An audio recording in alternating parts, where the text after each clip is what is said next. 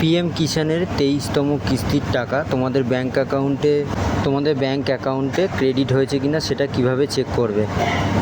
তোমরা প্রথমে পিএম কিষাণের যে অ্যাপটি আছে সেটাই প্লে স্টোরে পেয়ে যাবে। তো আমাদের অলরেডি পিএম কিষাণের অ্যাপটি ডাউনলোড করা আছে। তো পিএম কিষাণ অ্যাপে আমরা টাচ করবেন। টাচ করার পরে এখানে দেখবেন যে নেক্সট যে বাটনটি আছে সেই বাটনটিতে টাচ করবেন।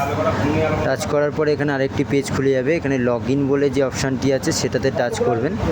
টাচ করার পরে সিলেক্টে আপনারা এখানে বেনিফিশিয়ারি যে আইডি আছে আপনারা এখানে রেজিস্ট্রেশন আইডি অথবা আপনারা আপনাদের আধার কার্ডের নাম্বার দিয়ে এখানে প্রথমে আপনাদের লগ ইন করতে হবে আধার কার্ডের নাম্বার দিয়ে। তো আপনারা আপনাদের যে আধার কার্ডের নাম্বারটি আছে সেটা আপনারা এখানে টাইপিং করবেন। টাইপিং করার পরে এখানে আপনাদের যেখানে আধার ফেস আরডি বলে আরেকটি অ্যাপ আছে, এটি আপনারাও প্লে স্টোরে পেয়ে যাবেন। তো এখান থেকে আপনাদের ফেসটিকে স্ক্যান করার পরে আপনাদের এখানে পেজটি ওপেন হয়ে যাবে।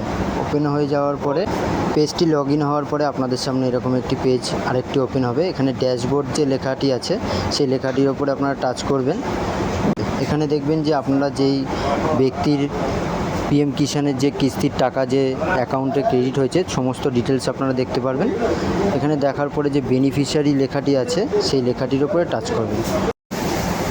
আপনাদের সামনে আরেকটি নতুন পেজ খুলে যাবে। এখানে আপনাদের সিলেক্ট সেটেলমেন্ট নাম্বার। তো আপনাদের এখান থেকে আপনারা আমাদের এটা 16 নম্বর সেটেলমেন্ট, তো আমরা 16 নম্বর সেটেলমেন্টে টাচ করব।